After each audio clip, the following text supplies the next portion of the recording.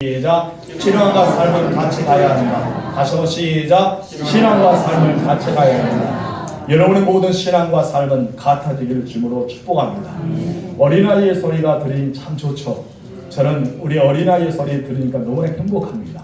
우리 이 땅에 이 농촌 지역의 어린아이의 소리가 우리 성찬이가 13년 전에 왔을 때 소리가 들어오고 오늘 들으니까 너무 좋아요. 그냥 우리도 괜찮습니다. 놔두세요. 어린아이의 소리는 천사의 소리 같아요. 너무나 행복합니다. 우리 저렇게 아이를 낳는 청년들, 젊은이들 하나님의 축복을 많이 받을 것입니다. 그 아이가 살아서 하나님의 놀라운 그 현장을 한번 목격하고 귀한 일에 쓰임받을 줄 믿습니다.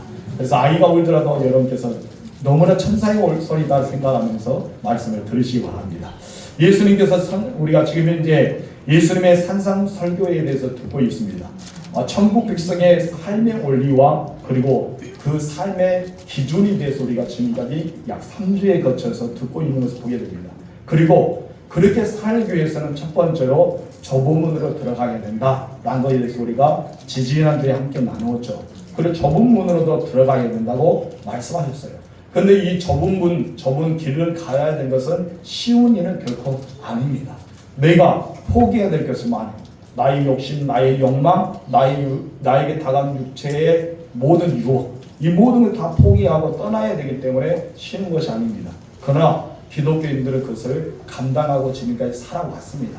앞으로 우리들도 예수 믿는 사람, 그리스도인들이 그와 같이 살아야 할 줄 믿습니다. 그리고 두 번째로 오늘 본문의 말씀이 무엇이냐면 참된 신앙생활을 위해서는 경계해야 될 것이 있다는 것입니다. 그 경계해야 될 것이 무엇입니까? 거짓 선지자들을 삼가는 일이라고 말합니다.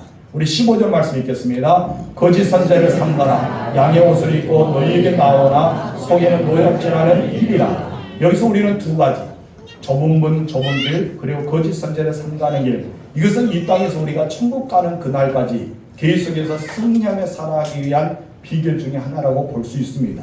예수님은 거짓 선지자를 삼가라고 말씀하시지만 안 했습니다. 그럼 어떻게 합니까? 문제만 던져준 것이 아니라 해답을 주셨습니다. 거짓 선지자들의 구별하는 방법에 대해서 16절과 17절에 이렇게 비유하면서 구별의 방법을 이야기해 주셨습니다. 우리 읽겠습니다. 시작. 그들이 열매로 그들을 알지니 가시나무에서 포도를 또는 언덕위에서 무화과를 따겠느냐. 이와 같이 좋은 나무마다 아름다운 열매를 맺고 못된 나무가 나쁜 열매를 맺나니. 그렇다면 여기서 가시나무 그리고 여기에서 우리가 보면 못된 나무는 과연 어떤 것일까요? 바로 거짓 선지자들을 가리키겠죠. 그러나 여기서 우리가 보면 좋은 나무는 바로 복음 안에서 믿음 안에 살아가는 성도들이라고 볼 수 있습니다. 우리는 참 선지자인가 거짓 선지자인가 그것을 어떻게 알 수 있냐면 열매를 통해 알 수 있다고 예수님은 말씀하셨습니다. 이것을 우리에게 적용한다면 진짜 예수 믿는 사람과 가짜로 예수 믿는 사람들의 삶은 어디에서 나타날까요? 그 또한 열매입니다. 삶의 열매와 입술의 열매를 보면 알 수가 있는 것입니다. 예수님이 이 모든 부분을 결론적으로 말씀하면서 20절에 이렇게 내리셨습니다. 우리 다 같이 보겠습니다. 이름으로 그들의 열매로 그들을 알리라. 예수님께서 그들의 열매로 그들을 안다는 것이죠. 우리의 믿음 진짠가 가짜인가? 우리의 믿음이 성장한가 아니면 미숙한가? 여기에 대해서는 무엇을 할 수 있다? 열매로 안다는 것입니다. 우리 첫 번째 다 같이 읽읍시다. 시작. 열매를 그 나무를 안다. 무엇을 안다? 열매를. 여러분 무화과 나무란 것은 무엇을 알 수 있을까요? 무화과 열매. 감나무는 감나무의 열매. 그리고 또한 배나무는 배의 열매. 이 열매를 통해서 야 이것이 감나무나 배나무나 무화과나무나 이것을 우리가 알 수 있습니다. 우리가 나무를 참 구별하기 어려워요. 나무에 대해서 잘 연구하신 분들은 그래 나무에 대해서 많은 것을 알고 배웠던 분은 나무가 보면은 야 이것은 배나무야, 이건 사과나무야, 이거는 무슨 나무라고 알 수 있는데 나무에 대해서 모르는 사람은 나무만 보고는 그가 무엇인지를 모릅니다. 그런 열매를 보면 알죠. 야 이것은 배를 열었기 때문에 배나무다. 이것은 감을 열었기에 감나무다. 무화과를 열었기에 무화과구나. 이것을 우리는 알 수가 있습니다. 저희 시골집에 가면은 우물 옆에 거대한 무화과 나무가 있어요. 지금 이제 제가 기대가 됩니다. 제가 고향에 가면은 꼭 그 무화과를 따먹고 오겠습니다. 근데 무화과가 엄청 두꺼워요. 무화과 나무가 그리고 무성합니다. 엄청 무성하고 많은 열매가 맺렸습니다. 우리는 그것을 무화과를 늘 따먹었기 때문에 그것이 무화과 나무라는 것을 알고 있습니다. 그럼 무화과의 종류가 많잖아요. 여러 계룡들도 있고 정말 청무화과도 있고 그러지 않은 무화과도 있습니다. 많은 무화과의 종류 있는데 그것을 어떻게 알 수 있냐? 나무와 보고는 잘 모른다고 하죠. 그럼 무엇을 보고 알 수 있습니까? 열매. 이 열매를 보고 청무화과인지 홍무화과인지 다른 무화과인지를 알 수가 있습니다. 우리의 신앙도 마찬가지입니다. 여러분의 열매는 과연 어디에서 나타날까요? 우리의 열매는 바로 산과 언어와 우리가 늘 하나님 앞에 가까이 가는 경건의 능력에서 나타나는 것이죠. 여러분 언어가 믿음의 언어가 되기를 바랍니다. 여러분 삶이 믿음의 삶이 되시기 바랍니다. 여러분의 모든 삶 가운데는 경건의 능력만 나타나길 주므로 축원합니다. 그러면 열매로 그 나무를 안다는 것은 무슨 뜻일까요? 우리 세 가지가 있는데 그 중에 첫 번째다가 읽어봅시다. 시작. 나무와 열매가 이르지 않는다. 나무와 열매가 이르지 않는 거예요. 믿음과 신앙이 따라간 것이 아닙니다. 믿음과 삶이 따라간 것이 아니라 하나로 간다는 것입니다. 여러분 열매는 그 나무를 안다는 말씀을 잘못 해석하면은 열매만 좋으면 되겠지라고 생각합니다. 그러나 열매만 좋으면 되지 않죠. 무엇이 좋아야 됩니까? 나무가 좋아야 됩니다. 그런 나무 안에 있는 병이 들지 않고 나무 안에도 속이 강건해야 됩니다. 우리도 마찬가지입니다. 내 안에 영성, 내 안에 있는 믿음, 내 안에 있는 성령의 인도를 따라 살아가는 것, 이것이 강건해야지만 우리의 삶의 열사도 그와 같이 되어진다는 것이죠. 그래서 내 안에 무엇이 담겨 있느냐에 따라서 우리의 언어가 달라지고요. 내 안에 무엇이 담겨 있느냐에 따라서 우리의 삶이 달라집니다. 여러분 안에는 예수만 충만하시길 주므로 축복합니다. 성령의 충만한 역사가 일어나길 주므로 축원합니다. 그래서 우리가 16절의 말씀을 자세히 살펴보면 이렇습니다. 우리 다 같이 읽읍시다. 시작. 그들의 열매로 그들을 알지니 가시나무마다 포도를 또는 먹는 뒤에서 무화과를 따겠느냐. 여러분 가시나무에서 포도를 딸 수 있어요? No, 할 수 없죠. 그리고 엉겅퀴에서 무화과를 딸 수 있습니까? 없습니다. 당연히 무화과는 무화과 나무에 따야 됩니다. 포도는 포도나무에서 따야 되겠죠. 이와 같이 포도나무에서만 무엇이 열린다? 포도가 열린다. 무화과 나무에서만 무엇이 열린다? 무화과가 열린다는 뜻입니다. 한마디로 우리 속이 잘못되었는데 겉으로 건강한 열매가 맺을 수가 없다는 것입니다. 내 안에 영적으로 미약한데 믿음이 미약한데 말로만 믿음이 좋은 척 할 수가 없다는 것입니다. 처음에는 그렇게 할 수 있겠죠. 그러나 그것은 오래가지 못합니다. 시간이 지나면 우리 속이 다 드러나기 때문입니다. 여러분 우리 안에 있는 것을 숨길 수가 없어요. 왜냐하면 나의 입술이 바로 내 마음의 창이고 내 눈이 나의 마음의 창이기 때문입니다. 우리 모든 삶은 내 안에 무엇이 담겨있에 따라서 우리는 움직입니다. 마찬가지로 내가 그와 같은 나무라면 나의 언어, 나의 삶, 나의 모든 것은 바로 그의 열매에 따라서 나오는 것입니다. 여러분들 안에 무엇이 가득 차 있습니까? 예수를 충만하십니까? 잘하셨습니다. 성령의 충만함이 있습니까? 더욱더 잘하셨습니다. 여러분 안에 예수와 성령이 충만한다면 여러분 삶 속에는 경건의 모양이 아니라 경건의 능력, 바로 성령의 열매가 맺어지게 되기 때문입니다. 그리고 17절에 두 가지 나무에 대해서 소개합니다. 다 같이 시작. 여러 가지 좋은 나무가 어떤 열매를 맺고 못된 나무가 나쁜 열매를 맺나니. 여러분 이 말은 좋은 나무는 무슨 열매를 맺는다? 좋은 열매를 맺는다. 나쁜 나무는 나쁜 열매를 맺는다는 말입니다. 너무나 쉽고 단순하죠. 여러분 이런 법칙은 자연의 법칙입니다. 그리고 또 이 법칙은 동시에 하나님의 법칙입니다. 우리는 자연과 하나님의 법칙은 같다는 것을 우리가 보게 되죠. 그러면은 못된 나무는 무슨 뜻이 있을까요? 이것은 약하거나 부패한 나무라고 할 수 있습니다. 그리고 여기는 그냥 그것으로만 생각하면은 너무나 안타깝잖아요. 그런데 이것을 더 영적으로 풀이하면은 본질적으로 못된 나무시죠. 그래서 그 안에는 무엇이 들어있다? 하나님의 영이 사로잡히지 않고 사단의 영이 사로잡힌 것을 가리켜 거짓 선지자, 한마디로 못된 나무들, 잘못된 가짜 믿음을 가지고 있는 사람이라고 할 수가 있는 것입니다. 여러분 모두가 비슷하다 해서 비슷한 것은 아니죠. 모방한다 해서 다 모방된 것은 아닙니다. 제가 이번에 유럽을 쭉 돌아다니면서 많은 시장을 보았습니다. 그런데 여러분 가짜가 있고 진짜가 있어요.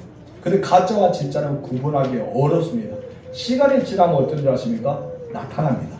거기서 우리가 가죽을 유명하게 이렇게 다루는 이태리 지역에 가죽하는 그 학교가 있어요. 가죽하는데 정말 진짜는요 시간이 지나도 그 색이 빠지지 않아요. 그래 여러분 가짜의 가방을 메고 가짜의 옷을 입고 있으면 어떻습니까? 비에 젖으면 모든 색깔이 다 빠져서 가짜는 것을 알 수 있습니다. 처음에는 이것이 가짜인지 이것이 진짜인지 아무도 몰라요. 우리 믿음도 그렇습니다. 여기 앉아있는 모든 성도들이 여러분 다 믿음이 좋은 것 같아요. 왜 다 믿음이 좋게 보입니까? 이렇게 추석 연휴도 이곳에 나와서 예배 드리면 얼마나 믿음이 좋아요. 이렇게 믿음이 좋은 것처럼 보이지만은 여러분 믿음을 누가 알 수 있습니까? 하나님만은 아시겠죠. 우리는 몰라요. 이 사람이 앉아있는 분이 믿음이 어떠한지, 이제 어린아이 믿음인지 아니면 청년기의 믿음인지 사춘기의 믿음인지 아니면 장년의 믿음인지 아니면 노인처럼 정말 경건의 능력이 나타나서 우리가 하나님의 은혜를 바울처럼 경험했던 믿음을 가지고 있는 사람인지 모릅니다. 그럼 우리는 하나님만을 아실 수가 있습니다. 그런데 중요한 것은 내가 가짜 아니라 진짜의 믿음을 가지고 살아가야 된다는 것입니다. 하나님 앞에 속한 사람, 사탄에게 속한 것이 아니라 하나님 앞에 속하는 사람이 되어야 줄 믿습니다. 그렇기 때문에 우리 안에 믿음이 어느 정도 있느냐, 내 마음이 어디를 향하고 있느냐가 중요합니다. 여러분 마음이 하나님께로 향하시 바랍니다. 여러분 믿음은 하나님께서 인정해 주는 큰 믿음의 소유자가 되는 믿음에 장성한 사람이 되기를 주님으로 축원합니다. 그러기 위해서는 우리가 어떻게 해야 돼요? 말씀과 기도로 경건의 능력을 갖추는 자가 되어야 될 줄 믿습니다. 우리는 무화과나무가 되어야 돼요. 가시나무가 되어서 안 됩니다. 우리는 포도나무가 되어야 되죠. 엉겅퀴가 되어서는 안 됩니다. 너는 정말 포도나무인가? 엉겅퀴인가? 포도나무가 우리는 무화과나무인가? 가시나무인가? 우리는 구별하라고 말씀하시고 있습니다. 여러분 우리 속사람이 어떠한에 따라서 우리 겉사람이 달라지게 되어 있습니다. 여러분 속사람이 강건하시기 바랍니다. 여러분의 겉사람을 이겨낼 수 있는 여러분의 겉사람을 이끌어갈 수 있는 능력의 사람이 되시기를 주님으로 축원합니다. 그래서 우리가 더욱더 하나님 앞에 매인 자가 되어야 될 줄 믿습니다. 예수님이 강조하신 것은 본질, 그 사람의 자체 문제보다 더 영적인 문제를 다루고 있는 것을 보게 돼요. 그래서 마태복음 12장 33절에 이렇게 말합니다. 시작. 나무도 좋고 열매도 좋다 하든지 나무도 좋지 않고 열매도 좋지 않다 하든지 하라. 그 열매는 나무를 아니에요. 우리는 열매를 통해서 나무를 보고 나무를 통해서 열매를 보는데 여기서 우리는 열매를 통해서 그것을 알 수가 있다는 것입니다. 거짓된 열매를 영원히 하지 않습니다. 시간의 자라면은 말의 거짓, 삶의 거짓, 신앙의 거짓, 이 거짓이 다 덜하기 때문입니다. 그래서 저는 여러분들에게 늘 말하는 것은 진국이 되라는 거예요. 곰탕에 끓이면 끓일수록 더 진한 국물이 나오는 진국의 믿음을 가지시기 바랍니다. 우리는 사람과 인간관계 할 때도 어떤 사람이 되어야 돼요? 진국처럼 되는 사람, 처음과 끝이 같은 사람, 갈수록 만나면 만날수록 더 좋은 사람. 신앙도 그래. 우리가 주님을 믿는 사람으로서 더 신앙이 깊어지는 사람. 일상에 만날 때는 신앙이 엄청 좋은 것 같은데 시간이 지나보니까 참 믿음의 사람인지 세상 사람인지 모르면 안 되잖아요. 우리는 믿음이 깊을수록 시간이 지날수록 더 진국과 같은 믿음의 사람이 되어야 할 줄 믿습니다. 그래서 우리는 좋은 나무 좋은 열매가 돼야 돼요. 내가 나쁜 나무 나쁜 열매가 아니라 좋은 나무 좋은 열매가 돼야 돼요. 우리 사람들이 보이기들은 얼마나 숨길 수 있습니다. 야, 아름다구나, 아름답거나 정말 멋지거나 숨길 수 있지만은 하나님을 숨기지 못했죠. 그래서 사람도 숨기지 못한 것은 시간이 지나면 모두는 다 드러나기 때문입니다. 여러분들은 거짓된 믿음이 아니라 진짜 믿음을 가지시는 참 믿음의 사람이 되기를 바랍니다. 여러분 우리들은 본심을 숨기지 못하거든요. 여러분 안에 무엇이 들어있는지는 숨길 수가 없습니다. 여러분 안에 속사람, 속마음을 잘 가꾸시고 이것을 잘 만드시고 또 나타내 보이는 하나님의 사람들이 되기를 바랍니다. 그래서 우리는 내 내면의 삶의 모습이 변화돼야 돼요. 내 내면의 삶의 모습이 변하지 않으면 우리 겉의 삶의 모습이 변화되지 않습니다. 오히려 자기를 속이는 것밖에 되지 않은 거예요. 여러분을 속이지 마세요. 우리는 착각 속에 살아가는 사람이 아니라 우리는 새로운 사람, 내 내면에도 건강한 삶의 역사, 내 예면에도 건강한 삶의 역사가 나타나야 돼요. 그럼 우리는 어떻게 됩니까? 예수를 잘 믿어야 됩니다. 우리 옛사람에게 인사합시다. 예수를 잘 믿읍시다. 한 번 더 인사합시다. 성령에 충만합시다. 여러분 모두가 예수를 잘 믿으시기 바랍니다. 여러분들은 어떤 사람이에요? 옛사람 아닙니다. 우리는 새로운 피조물입니다. 여러분 예수 믿어서 새로운 피조물이 되었잖아요. 근데 우리는 이스라엘 백성들이 숫고 땅에서 출애굽하면서 자꾸 애굽 땅을 그려요. 애굽으로 가고 싶다. 그럼 여러분 돌아가지 못해요. 죽어도 돌아가지 못합니다. 우리는 죽으면 광야에 죽어야지 애굽에서 죽지 못하거든요. 근데 우리는 습관에 따라서 어디를 그리어요? 애굽을 그려야 합니다. 여러분들은 옛사람을 그리하지 마세요. 여러분들은 어떤 사람입니까? 새 사람이고 새로운 피조물이고 거듭난 사람을 아시아야 합니다. 그래서 고린도후서 5장 17절에서 이렇게 말하고 있어요. 다 같이 시작. 그러니 누구든지 그리스도 안에 있으면 새로운 피조물이라. 이전 것은 지나갔으니 보라 새 것이 되었구나. 아멘. 여러분의 새로운 피조물임을 기억하세요. 그래서 우리는 새롭게 변화된 모습으로 새로운 열매를 가지고 새롭게 진행하며 나아가는 우리가 되어야 할 줄 믿습니다. 여러분 변화되지 않으면 열매도 없겠죠. 우리의 열매를 맺기 위해서는 내 삶이 변화되고 본질적으로 정말 믿음이 튼튼하고 여동하지 않고 우리 하나님의 은혜 가운데 살아가는 갈렙과 여호수아 같은 사람, 바울 같은 베드로 같은 사람, 끝까지 주님만을 믿고 나아가는 사람이 되시길 바랍니다. 여러분 바울이 죽고 나서 핍박이 굉장히 심했죠. 저는 베드로가 로마에 죽었다는 걸 잘 몰랐어요. 다시 한번 깨닫게 됐습니다. 이제 베드로가 순교하고 모든 기독교인들이 어마어마하게 죽었어요. 이제 바울이 죽고 나서 엄청 기독교가 심히 핍박해서 많은 사람이 죽었습니다. 그때 이 베드로가 이제 나는 로마를 떠나야 가는데 예수님께 딱 로마 쪽으로 오는 거예요. 그래서 예수님께 물어봅니다. 베드로가 주님 어디 가십니까? 라고 물어보니까 네가 떠나는 로마에 내가 다시 죽으러 간다 라고 했다. 그래서 베드로가 충격을 받아서 주님 제가 가겠습니다 하면서 로마로 돌아와서 그 다음날 순교하게 됩니다. 그래서 순교할 때 어떻게 합니까? 십자가에 못 박아야 되는데 내가 주님과 함께 영광의 십자가를 어떻게 지겠습니까? 거꾸로 해주세요 해서 베드로가 거꾸로 십자가에서 죽었단 말이에요. 그 처형 현장을 제가 이곳에 처형했습니다 하면서 그 교회가 세워졌는데 정말 감명이 깊었습니다. 하나님의 영광, 여러분들이 떠나면요 우리 주님이 그 자리에 다시 오십니다. 여러분 우리 주님을 다시 십자가를 지게 하시면 안 되잖아요.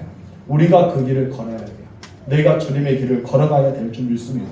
그렇다면 내 믿음이 더 견고해야 되고 내 영성이 더 충만해야 되고 내가 겉사람이 아니라 내 속사람이 견고해져야 되는 우리가 되어야 할 줄 믿습니다. 그래야지만 우리가 정말 어떤 상황 가운데서 믿음이 이길 수 있거든요. 전 찬송 중에서 믿음이 이긴다는 찬양이 좋아요. 믿음이 이긴다. 믿음이 이긴다. 주 예수를 주신 믿음이 이긴다. 여러분 예수를 주시는 믿음이 여러분 삶 속에 나타나길 바랍니다. 그렇습니다.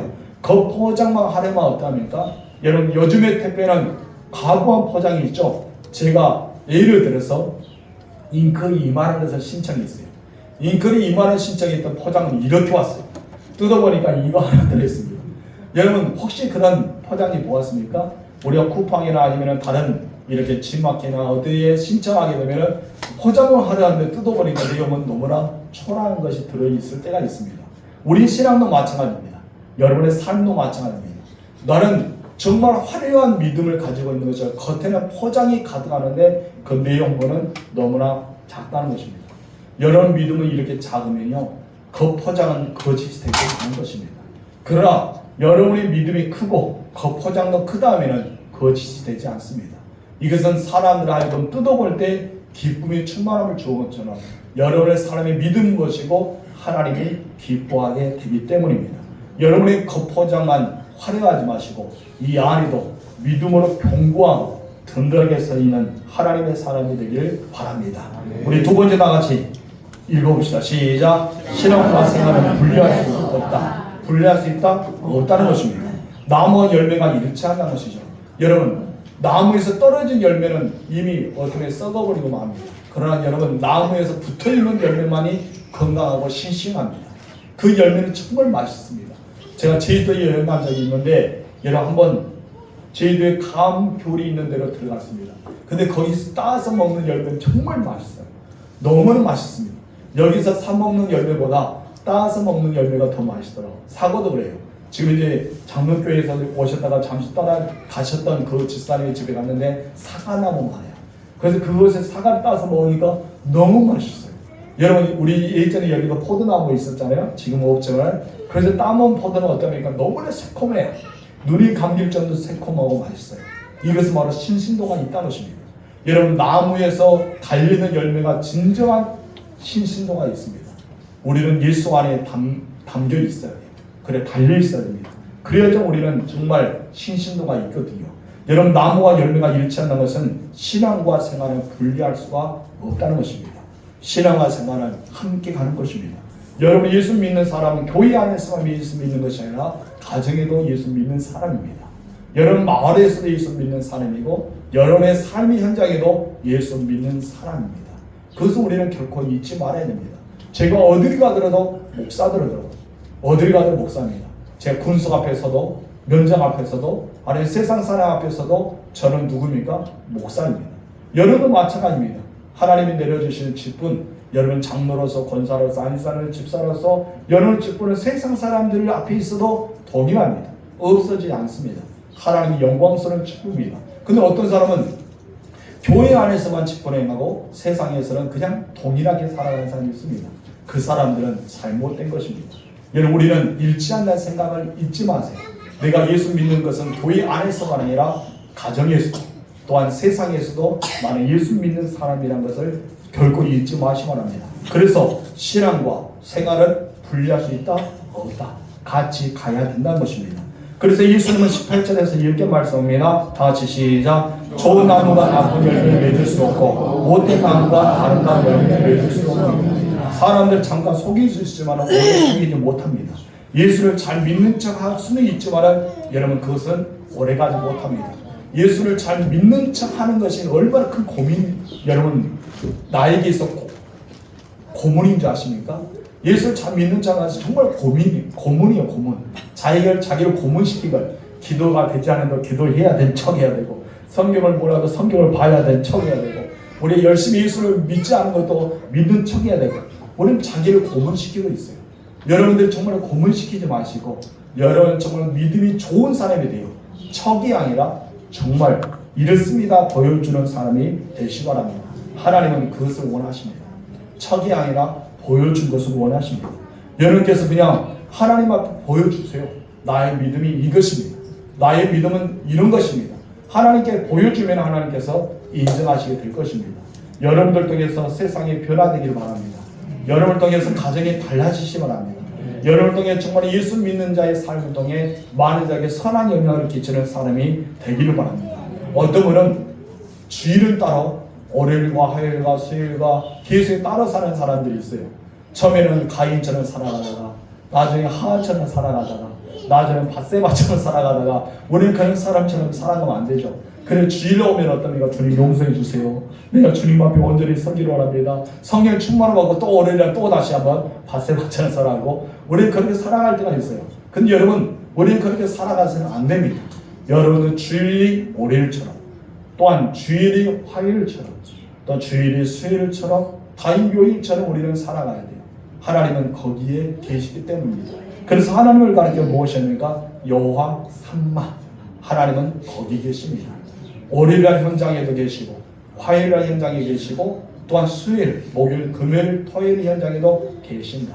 주일의 현장에만 계신 것이 아니라 우리의 모든 삶 속에 하나님은 계시다는 것입니다. 여호와 삼마. 하나님은 여러분이 계신 곳에 있습니다. 그래서 우리는 주일이 따로 다른 요일을 따로 하는 것이 아니라 모두 하나님 계신다는 것을 기억하시고 여러분 믿음의 삶이 일치함에 나아가실 바랍니다. 그런 믿음의 삶이 일치하기 위해서 우리는 어떻게 해야 되냐? 바로 이런 열매가 맺어야 되겠죠. 다 같이 읽읍시다. 실제 시작. 성령 열매입니다. 좋은 나무에 맺는 것은 좋은 나무는 좋은 열매가 맺어요. 그 열매는 그렇게 영적으로는 성령의 열매를 뜻합니다. 참된 그리스도인들은요, 예수님을 닮아가는 사람이에요. 그리스도인은 예수의 사람이잖아요. 예수 믿는 사람을 가리켜 그리스도인이라 합니다. 여러분들 누구예요? 그리스도인이죠. 예수를 믿는 사람이기 때문에. 근데 여러분, 아무나 예수를 닮아가는 사람이 아니에요. 예수님을 닮아가는 사람들은 예수님의 성품이 있다 해서 예수를 닮는 사람이라는 것입니다. 여러분들 예수의 사람이라면 예수님의 성품이 있어야 돼요. 그 예수님의 성품은 상상수훈에서 8가지 복에 대해서 이야기하면서 8가지로 풀이해 주었습니다. 그리고 성령의 9가지 열매를 통해서 예수님을 믿는 사람들의 성품이 이래야 돼 하면서 예수님의 성품을 이야기합니다. 우리 읽어볼까요? 갈라디아서 5장 22절에서 23절 시작. 오직 성령의 열매는 사랑과 희락과 화평과 오래 참음과 자비와 양성과 충성과 온유와 절제이니 이 같은 것을 금지할 법이 없느니라. 여기서 우리는 세 단어를 찾아봅시다. 먼저 우리가 볼 수 있는 것은 사랑과 희락과 화평. 이것은 자신에 대한 성품입니다. 내 자신에 대한 성품, 바로 하나님의 사랑을 입어야 되고 내 안에서 뭐가 있어야 돼요? 기쁨이 있어야 되죠. 그리고 내 안에서는 늘 화평, 평화가 넘쳐야 돼요. 그래서 우리는 성령을 받은 사람은 바로 이 평화, 세상에 줄 수 없는 참된 평안이 내 안에 들어옵니다. 그래서 우리 안에는 예수님의 십자가의 사랑이 내 안에 있고 내 안에는 그 기쁨이 충만해 있고 내 안에는 정말 세상에 줄 수 없는 평안이 가득해요. 그래서 우리 안에 있는 성품이 무엇이냐면 세 가지, 바로 사랑과 희락과 화평입니다. 그렇다면 이제 내 안만 있으면 안 되죠. 누구에게 있어야 됩니까? 타인에게 줘야 됩니다. 내가 받았던 것, 타인에게 준 것이 세 가지 있는데 무엇입니까? 오래 참음과 자비와 양성입니다. 여러분 타인을 바라보면서 뭐 해야 돼요? 오래 참아줘야 돼요. 여러분 참지 못하면 그 성길 가서 어떻게 살아요? 그래서 참아줘야 됩니다. 오래 참음. 우리는 참음이 있어야 됩니다. 부부끼리 여러분 잘 살아왔죠? 어떤 분은 10년 살아오신 분이 있고 20년 살아오신 분이 있고 3년 살아오신 분이 있고 50년 살아가시는데 흰년이 나서 바꿔줄 수는 없습니다. 여러분 우리는 많은 살아왔지만은 여러분 부부가 살아오면서 무엇이 필요합니까? 참음이 필요합니다. 오래 참음 필요해요. 왜요? 참지 못하면 어떡할까요? 헤어질 수밖에 없겠죠. 그냥 참아왔어요. 남편은 아내에게 참아하고 아내는 남편에게 참아하고 자녀는 부모에게, 부모는 자녀에게 참아왔습니다. 직장생활 가죠. 내가 참지 못하면 어떻게 직장생활 합니까? 내가 참아왔기 때문에 직장생활 할 수 있는 거예요.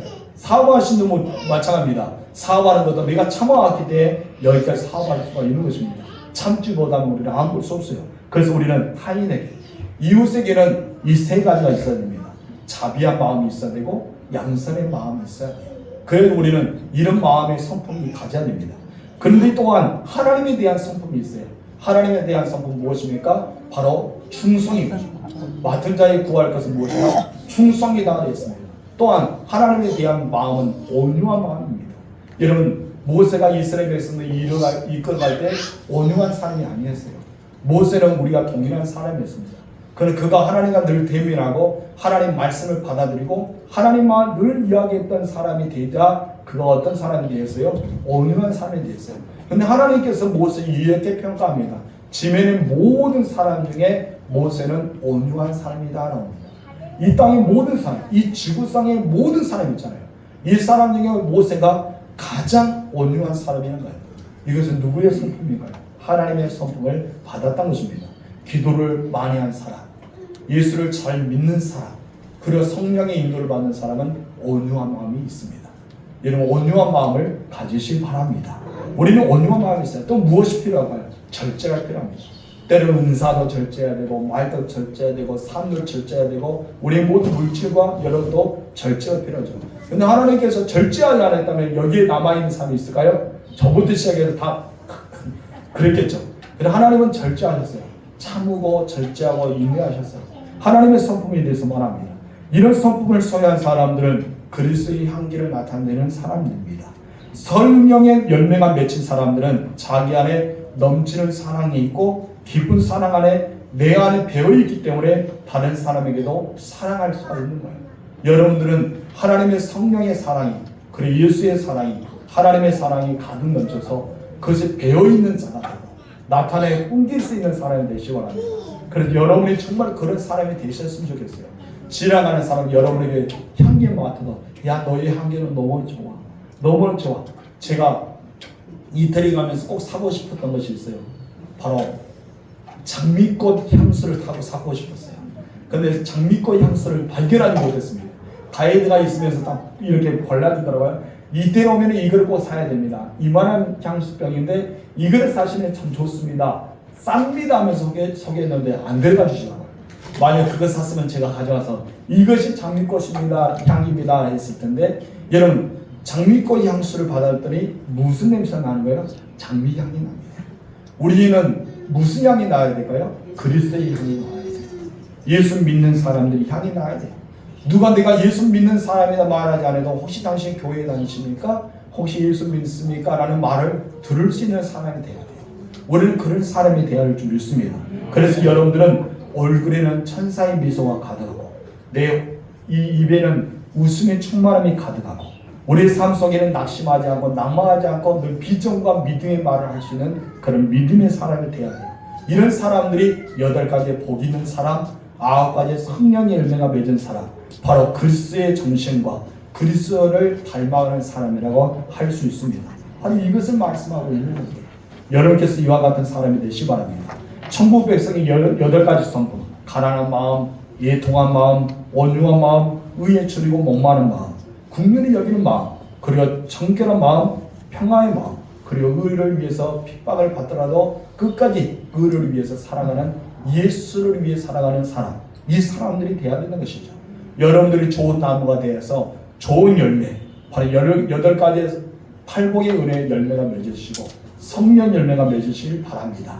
우리 두 번째 다 같이 읽읍시다. 시작. 두 가지 종류의 나무는 여러분, 2가지 종류의 나무에 대해 소개합니다. 좋은 나무와 나쁜 나무에 대해 소개하죠. 좋은 나무는 포도나무와 무화과나무를 말하고 있어요. 이것은 포도나무와 무화과나무는 영적으로 이스라엘 백성들을 상징합니다. 하나님께서 아브라함을 부르시고 그들 하나님의 자손을 삼아 주셨어요. 그리고 하나님을 믿는 선민을 삼아 주셔서 그들을 무화과나무, 포도나무로 지칭해서 하나님께서 자주 비유로 사용합니다. 그러나 하나님의 자녀가 아닌 그 나무를 가리켜 가시나무, 엉겅퀴라고 말하고 있습니다. 가시나무는 교만하죠. 그래서 스스로를 높은정합니다. 모든 나무들은 다 왕이 되고 싶지 않은데 이 가시나무는 무엇입니까? 나는 왕이 될 거야. 왕이 될 나무는 나밖에 없어. 가시나무가 그래서 모든 나무는 막 찔리잖아요. 찔렸습니다. 그래서 상처를 입혔습니다. 옆에 사람을 상처를 주는 것이 바로 가시나무입니다. 여러분, 옆에 모든 농작물을 자라지 못하도록 기운을 빼앗는 것이 무엇입니까? 엉겅퀴였습니다. 그렇기 때문에 엉겅퀴와 가시나무는 화려합니다. 그러나 사람들이 유익을 주지 못합니다. 반대로 좋은 나무로 했던 무화과나무와 포도나무는 주변에게 많은 유익을 줍니다. 특히 사도 바울이 늘 위장병이 많았던 이 디모데에게 무엇입니까? 포도주에 있어서 너의 속병을 달래라 하면서 포도 열매가 우리 속병을 달릴 수 있는 그런 영향을 주었다는 것입니다. 그래서 무화과나무는 하나님이 주시는 하늘의 열매라고 말할 정도로 그렇게 아름답잖아요. 그래서 우리는 아담이 가장 먼저 죄를 범하여서 하나님께서 부끄러움을 감추기 위해서 자기 스스로 치마를 엮였다는 것은 무엇인지 아세요? 무화과나무 이파이잖아요. 나중에 하나님께서 가죽의 옷을 지어서 입혀 주었지만은 여러분, 그만큼 무화과나무는 우리들을 상징하고 있습니다. 여러분들은 못된 나무입니까? 아니면은 좋은 나무입니까? 저희 여러분들 하나님의 백성, 하나님의 자녀가 되어서 무화과나무, 포도나무 열매가 그리고 나무가 돼서 열매가 맺었으면 좋겠습니다. 여러분, 그런 열매 맺으세요. 19절 말씀이 이렇습니다. 시작. 아름다운 열매 맺지 않은 나무와 같이가 불에 던져집니다. 가시나무 엉겅퀴는 결국 최후는 그래요.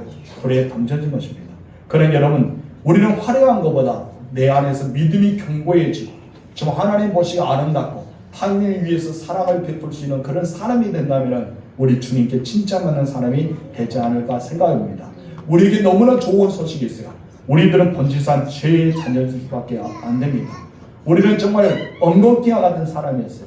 우리는 가시나무와 같은 사람이에요.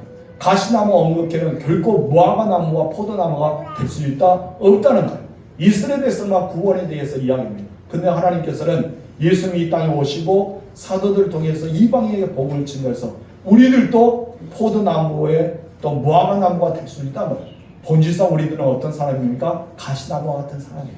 본질상 우리는 진노의 자녀이기 때문에 우리는 엉겅퀴 같은 사람이었던 것이죠. 그런데 우리의 신분을 바꾸어 주셨어요. 우리에게 너무나 좋은 소식이 다가왔습니다. 그 좋은 소식은 무엇인지 아십니까? 바로 우리가 하나님의 사람이 된 거예요. 누구를 통해서요? 예수님을 통해서요. 여러분들의 신분이 달라졌습니다. 여러분들은 가시나무였던 것이죠. 엉겅퀴였던 것이죠. 그런데 나는 이제는 무엇이 되었던 것입니까? 바로 우리는 포도나무와 우리는 또한 무화과나무가 될 수 있다는 것입니다. 그 비유를 통해서 예수님께서 이렇게 말씀하셨어요. 우리 로마서 11장 13절 이하 보면은 돌감람나무와 참감람나무의 비유에 대해서 이야기합니다. 돌감람나무와 참감람나무 비유. 이 돌감나무를 꺾었어요. 돌감람나무를 꺾여서 어디 접붙였습니까? 찬 감람나무에 접붙였어요. 그랬더니 이 돌감람나무가 무슨 열매를 맺기 시작합니까? 찬 감람나무의 열매를 맺기 시작합니다. 우리 17절에 읽겠습니다. 시작. 또 가지가 얼마나 꺾였는데 돌감나무인 내가 그들 중에 접붙임을 되어 찬 감나무 뿌리의 지령을 함께 받은 자가 되었은즉, 여기서 말합니다. 우리는 본래 어떤 사람이에요? 돌감람나무 같은 존재입니다. 우리는 정말 하나님의 백성일 수가 없어요. 우리는 마귀의 자녀고 진노의 자녀고 우리는 죽으면 지옥 갈 수밖에 없는 그런 죄인 중에 죄인이었습니다. 그리고 우리는 해결받을 수 없는 돌감람나무와 같은 거예요. 우리는 어떻게 보면 조금 전에 말했던 엉겅퀴와 가시나무 같은 사람이 우리들이 겁니다. 그런데 여러분, 우리가 접붙임 받았던 것이죠. 누구에게 접붙임 받은 거예요? 예수님께. 우리가 예수님께 접붙임을 받았어요. 그래서 예수님은 우리에게 가르쳐 무엇입니까? 너희는 가지다. 나는 포도나무요, 너희는 가지다. 너희가 나를 떠나서는 너희는 아무 열매를 맺을 수 없어 라고 이야기했던 것이죠. 우리는 접붙임 받은 가지입니다. 우리는 돌감나무 같은 것 같이 찬 감람나무 뿌리에 접붙임 받아서 그 예수님의 무엇을 빨아들인 거예요? 진액. 예수님의 보혈의 진액을 빨아들인 거예요. 그래서 돌감나무는 내가 찬 감람나무의 열매, 성열매와 8가지 팔복의 열매를 맺을 수가 있게 되었던 것입니다. 여러분들은 예수 그리스도 안에 접붙임을 받았습니다. 그래서 여러분들은 누구의 사람이에요? 예수의 사람이에요. 그래서 우리가 예수의 사람이 되는 거예요. 본질상 여러분들은 진노의 자녀였어요. 죄와 허물로 죽었습니다. 그래서 예수의 접붙임을 통해서 우리는 믿음이 생기고 우리는 천국의 백성이 되고 하나님의 자녀가 되고 풍성한 성령의 열매가 맺게 되었다는 것입니다. 우리의 과거에 대해서 말합니다. 에베소서 2장 1절 시작. 그는 허물과 죄로 죽었던 너희를 살리셨다. 우리를 죽었다. 그럼 누가 살렸어요? 예수께서 너희를 살렸다. 3절 읽겠습니다. 다른 이들과 본질상 진노의 자녀. 누가? 내가. 그럼 우리를 살렸다는 거야. 누구에게 접붙임 받았다? 예수님께. 여러분, 우리가 가시나무 엉겅퀴 같은 인생이었습니다. 하나님이 우리를 본질상 그렇게 됐던 사람들을 예수님의 보혈로, 예수님의 그 은혜로 우리들은 하나님의 사랑을 받아서 우리가 접붙임 받아서 우리가 예수 믿는 사람, 예수 그리스도인이 되었다는 것을 잊지 마시면 합니다. 로마서 11장 18절 시작. 그 가지를 향하여 자랑하지 말라. 자랑할지라도 내가 뿌리를 보존하는 것이 아니요 뿌리가 너를 보존하는 것이니라. 사람들은 착각합니다. 내가 뿌리인 줄 알고 내가 참 감람나무인 줄 알고 원래부터 나는 무화과나무야, 원래부터 나는 포도나무인 줄 알고 착각해요. 그럼 우리는 뿌리가 아니에요. 뿌리는 누굽니까? 예수 그리스도예요. 우리는 그 뿌리에서 지능을 받아서 내가 자라고 있는 거예요.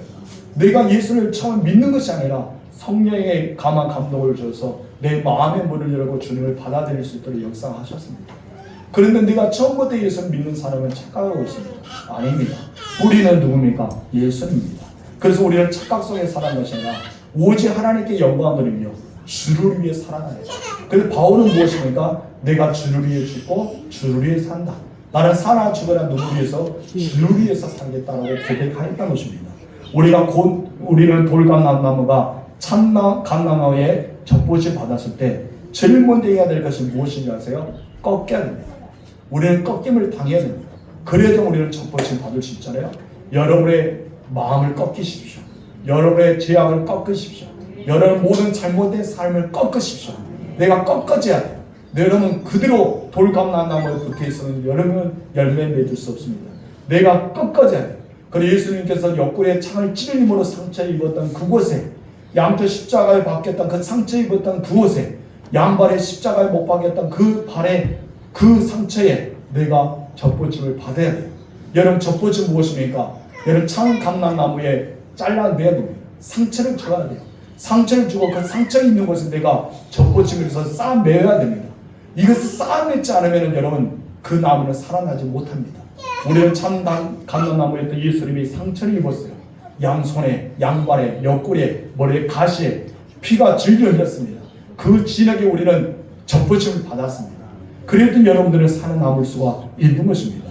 19절과 2절 읽겠습니다. 시작. 그러면 내 말이 가지들이 꺾인 것은 나로 접붙임을 받게 하려 함이라 하리니 옳다 그렇도다 그들은 믿지 아니함으로 끊기고 너는 믿음으로 듣느니라. 높은 마음을 품지 말고 도리어 두려워하라. 아멘. 우리를 가지마다 꺾인 것이 접붙임이 되었다는 것입니다. 여러분들이 예수님께 접붙임 받았어요. 여러분들 예수님께 딱 달라붙으시 바랍니다. 예수님께 딱 달라붙을 때만이 열매가 맺어집니다. 예수님의 결론은 무엇입니까? 열매요 그들을 알리라. 여러분의 삶의 열매가 여러분 믿음의 열매고, 여러분의 삶의 열매가 경건의 능력이고, 삶의 열매가 성령의 열매인 줄 믿습니다. 그래서 예수님께 접붙임받아 예수의 사람이 되어서 여러분 정말 참 감람나무에 돌 감람나무가 접붙받아 참 감람 열매를 맺었던 것처럼 여러분도 그런 열매가 맺었으면 좋겠어요.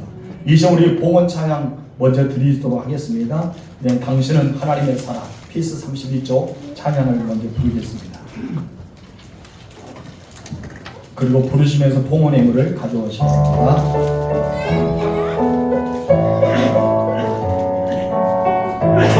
이 사람들이 좋은 나무가 아닌가 생각합니다.